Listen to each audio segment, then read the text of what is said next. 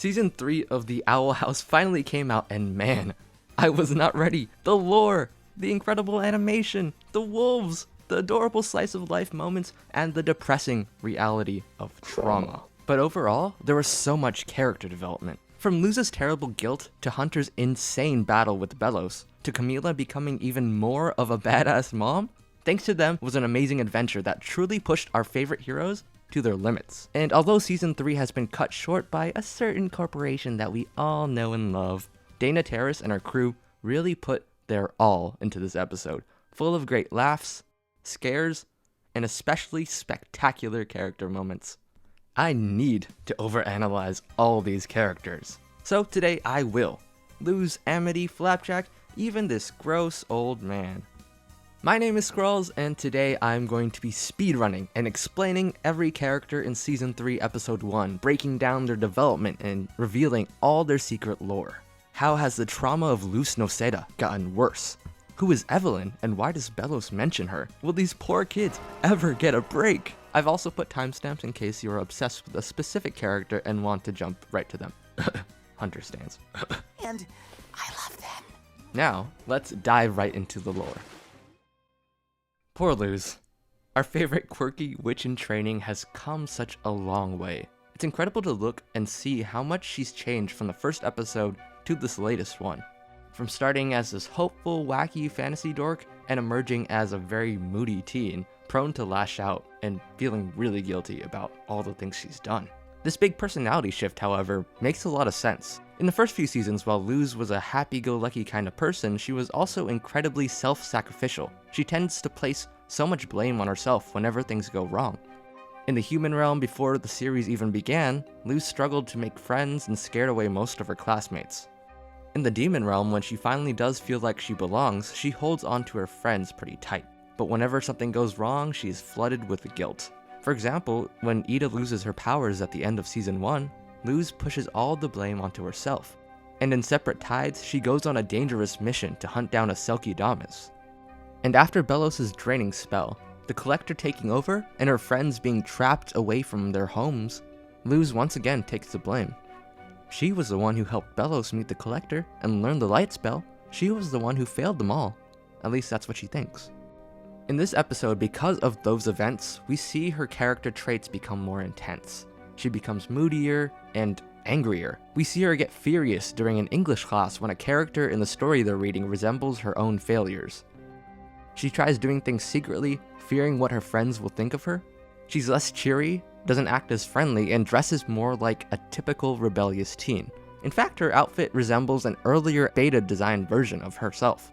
As sad as it was to see Luz so tired and guilty, it was also incredible seeing how much maturity and development she's gotten. Just because she's a bit more dreary doesn't mean she still isn't Luz.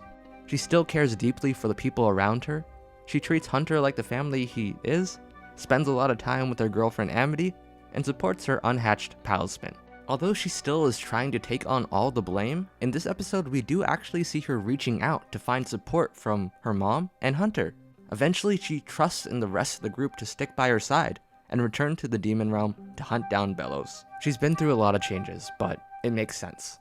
It's a lot of stress to be chased by an evil witch-hunting creep who's out to kill your friends. Is some creepy witch hunter monster stalking you and your friends? Well, I can't help you with that, so good luck. But I do know how you can avoid creeps tracking you online with Aura. Today's sponsor is Aura, an amazing app that I actually use to protect my data from hackers, scammers, and more. In fact, Aura has already helped me opt out of a bunch of data brokers profiting off my info online. Aura constantly monitors the dark web, looking for your emails, passwords, and social security numbers, sending real-time alerts when they sense any trouble or find imposters using your credit cards. They'll automatically send requests on your behalf to data brokers to remove your information, helping get rid of robocalls and spam. Their VPN will secure your browser history, and their antivirus will block any malware or viruses from getting into your devices.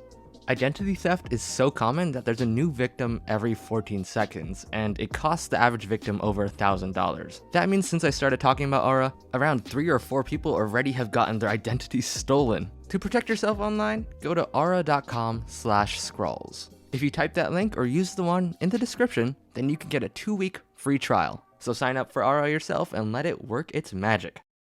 Speaking of identities being taken over, Your magic is working. let's talk about Hunter. Hunter. He went through a lot this episode. His fun time in the human realm was overshadowed by the creeping sensation of Belos lurking around, and Hunter hiding his secret of being a Grimwalker. Just like Luz, Hunter has a lot of guilt for helping Belos. He and Luz even set out to investigate the old house and hunt Belos alone. After being manipulated by Belos all his life, Hunter is clearly traumatized by Belos being revealed to be a monster and having to reckon with the things he's done. We see that this is all too much to handle. In the end, Hunter is just a lonely kid. This moment in the basement when Luz says that Hunter is someone they need to keep safe too, Hunter begins to cry. I think that this scene is one of the saddest yet most beautiful ones in the Owl House. Hunter, who grew up knowing only one man as his family, who was isolated and exploited time and time again, finally has someone saying that they're his family. Witches and humans that he once fought against are now his closest companions. This episode was great because it let him finally be a kid. We got to see so many hilarious moments of Hunter dressing up, trying to sew, getting involved in interests and hobbies outside of his job. We see Hunter be obsessed with Cosmic Frontier and with wolves. Fun fact, Hunter's wolf shirt is actually based on an actual shirt you can buy at Walmart. I need to go get one. Seeing Hunter finally get some happy moments with real friends was amazing and showed us another side of him. But of course, we can't gloss over the elephant in the room. Or should I say, the palisman in the room. After all the slice of life of the episode, there was also the moment where Hunter got possessed by Belos. Belos used his body to fight his friends, and Belos basically killed Hunter's palisman, Flapjack. Well, really, he mortally injured him, and Flapjack sacrificed himself to save Hunter. The way I saw this scene was Belos' final try at forcing Hunter back into his control. But with all the happy memories that Hunter now has with his friends, he was able to push Belos out of his body. After everything, Hunter finally was free, able to separate himself from the evil man who corrupted him. Albeit with the loss of Flapjack, his first friend. As tragic as it was, however, I loved seeing how much Hunter grew in this episode. The writers of the show managed to pack so much and build such intense emotional moments for Hunter that helped us all understand his guilt, but also see how with the right support, he could rise up again and again. Time to go home, Flap. While Luz and Hunter were being so sappy with all their grief, we've got these cool kiddos, Amity, Willow, and Gus. It was funny to see these three goofing around and trying to enjoy their temporary vacation in the human realm, putting together Halloween costumes, exploring graves filled with V, and more. Obviously, since there's not that much screen time left for the Owl House, the creators couldn't devote too much time to developing everyone. Yet, despite the gang's shenanigans, we do see moments of sadness and maturity amongst them all. They put on a brave face and smile, but they do miss their homes and their old lives. We see Gus's heartbreaking sadness in the beginning of the episode when the gang is first trapped out of the demon realm, and later in the episode, he tells Hunter that, I miss my dad. We'll find a way back. we see each of their unique drawing styles when they create little images of their families back home. When studying Spanish in the renovated abandoned house, Amity wistfully says, I was the top student once. I don't think she's angry that she's not the best at Spanish, but we get the sense that she thinks about the past and how far she's come. It's a small reminder of how much she's changed for the better, from being a snobbish bully and top student to a loving friend. And we get to see a lot of amazing moments of Amity being the best girlfriend she can to lose. As for Willow, we get a few sweet moments of her helping out Hunter, having a renewed friendship with Amity, and being a lovable agent of chaos, and taking a lot of photos. Overall, we didn't get too much development out of these three, but the parts we did see, I thought were very sweet and made for some hilarious moments. There are some people who thought Camila was a bad parent. Those people were fools! This episode showed how thoughtful and hardworking she actually was, plus revealed some pretty sad lore about who Luz's dad was. We'll get into that in a sec. In the episode, we get a dream sequence where we see Camila throughout Luz's life, supporting and defending her despite the quirkiness of Luz's actions. Even when Luz was playing with snakeskin or spilling sausages like they were intestines, Camila was there rooting for her. This dream also reveals that Camila might have been bullied growing up for being into nerdy things, just like Luz. Camila seems especially panicked when Hunter and Gus begin talking about Cosmic Frontier, hinting that she and Manny were big sci-fi nerds. I think that this experience being bullied probably pushed her to love Luz even more, and to treat Luz's weird interests with so much respect. Camila is just such an incredible, considerate mom. If you look closely in this scene, you can see that Camila has a book called Life Ain't Binary, showing how she's doing research to better understand queer relationships for her daughter. And plus, she was willing to take care of a bunch of strangers who were witches from a different world for months. In this episode, we even see her fall asleep trying to figure out how to prepare demon food and drinks for them. She's balancing work with parenting 6 of these kids, all alone as a single mom. What a badass. And next, I want to talk about Luz's dad, Manny. We still don't know that much about him, but we know that he was a big fan of Cosmic Frontier, and Manny was the one who gave Luz the first book of the Good Witch Azura. Dad left me this book. I can't wait to read it. No wonder Luz loves fantasy so much. I loved it so much!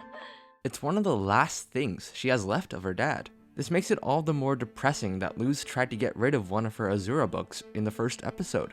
Part of the reason she acts so quirky is because of her dad and the connection they had through this fantasy novel. Seeing all that Camila and Luz have lost and had to grieve makes their relationship so much stronger. As a single mom, Camila has had to work incredibly hard to raise Luz. Even though Camila was at first frustrated that Luz left her for the demon realm, the two now walk together to face Belos and the Collector. V was spectacular this episode, and I think it makes perfect sense that her character was the most confident in the human realm, making friends, kicking down doors, speaking Spanish. Weirdly enough, V is like a reverse version of Luz. While Luz wanted to get away from Earth and find an adventure far from her home, V is a basilisk who wants to get away from the Boiling Isles, and ends up finding a home in Earth. Since she spent so much time in the human realm posing as an imposter of Luz, she understands human conventions much better than the rest of the crew, allowing for some really funny moments. Plus, we also get to see Basilisk magic absorption for good this time. Look at that smooth animation. And it's just so sweet to see how V has been adopted into the family and now the friend group. She's such a responsible kid, and it's funny to see how Camila entrusts her to keep up appearances and handle the real world stuff when Luz and the gang all head off on their adventure. Admin's in charge, Deanne has my schedule, and thank you, V. V's kind was hunted back in the Boiling Isles, so it makes sense why she loves the human realm so much. Here, she has a family, friends, and a new look. I'm sure there's so much more character development that the creators of the show wanted to include or expand upon, but had to be cut out. Because Season 3 was cut to just 3 specials, unfortunately, we only see pieces of those character moments. Nevertheless, the moments that we do see reveal V as another wonderful character who fits well into the rest of the dynamic. And I know the real reason why V decided to stay in the human realm. If you ever need a tour guide, hit me up. Before we get to the whole mess of Belos, Caleb, Flapjack, Evelyn, all that lore, it's time to do a lightning round of every other minor character appearance in this episode. Let's go! Masha is great in this episode. We love to see some non-binary representation in the show, and Masha solves the enormous secret in the episode. Masha is obviously the them in Thanks to Them. Jacob Hopkins, it's wonderful to see that he was fired, and it's fun to see him get arrested. Suck it. These two dudes, you know, sometimes characters come on screen for a single purpose, and that purpose is to hand the main character a plot device such as this poster, and we love them for it. But also, when you think about it, if Luz had met these two before going to the Boiling Isles, she would have been so excited. Two weirdos like her, you can see how much she's changed. The principal was really not a principal in this dream sequence. Man, we didn't even get a little bit of the Boiling Isles. I hope they're doing okay. Only seeing drawings of them in this episode is heartbreaking. Who knows how they're doing with the Collector's reign. They were so cute this episode. Look at Gus's palisman not running on the wheel, just kinda... Oh, God. I wonder how they feel now that Flapjack is gone. Not the palisman trauma. Okay, that's enough of me breaking down about Palisman being sad. Now it's time to talk about something even darker, more tragic. A story about a big bro who got a hot witch girlfriend and a little bro who got upset. Seeing Belos sneak in and out of scenes, leaving trails of dead wildlife was horrifying. I really loved the horror elements that this episode brought in. The creeping sensation of being watched, the false jump scare, and eventually the possession of Hunter. all classic horror tropes that really fit this episode's Halloween vibe. It all worked together to make Belos even more intimidating and scary. And throughout the spooky atmosphere, more lore was revealed about Belos. In Masha's haunted hayride, Masha tells us a clear story of Caleb falling in love with a witch named Evelyn. Then, Philip gets angry and chases after. Caleb and Philip were clearly so different. While Caleb was apparently willing to question the idea of witches being evil and fell in love with one, Philip was so rooted in his superstitions that he made it his entire personality. My guy. And then he decided to clone his brother over and over to use him as a Grimwalker pawn against witch kind. How messed up is that? And then, there's a moment that is sure to make any grown man cry. Belos, possessing Hunter, attacking his friends, then crushing and injuring Flapjack. In the past episodes, we've seen Belos manipulate whole crowds of people with religion. We've seen him chase Luz and her friends. We know he's been gaslighting and taking advantage of a long line of Grimwalkers. But this kill? The murder of a peaceful little palisman. It's a small reminder of his evil. A personal death that strikes both the characters and us. One of the saddest and most ironic things about Flapjack's death is that he was crushed by Hunter's own hands. And compare that to one of the earlier scenes with Hunter and Flapjack. Palisman! Oh, sorry. When Belos attacks Flapjack, however, he says this. Goodbye, Evelyn. Flapjack was somehow connected to Evelyn, Caleb's witch girlfriend. My theory is that Flapjack was a palisman made by Evelyn. That's why Flapjack's been trying so hard to guide Hunter. Evelyn is also probably related to Ida. Just look at the name similarities in the family. Idalyn, Gwendolyn, Evelyn, and Lilith. Evelyn was probably a Clawthorn who helped create a palisman for Caleb. Whatever the case is, Belos clearly hated Flapjack and what he represented. And with poor Flapjack sacrificing his life force to heal Hunter, every character is now set for the rest of Season 3. Belos has feasted and returns to the Boiling Isles. Hunter is ready for vengeance. Luz and the gang plus her mom are all motivated to go back to the Demon Realm and end things once and for all. I can't wait to see what happens in the next episode, especially seeing them face the Collector once more. Is there any character you want to see me do a more in-depth analysis of? Leave a comment below and I might just do it. Well, thanks for watching and make sure to subscribe if you want to see the next analysis. Bye!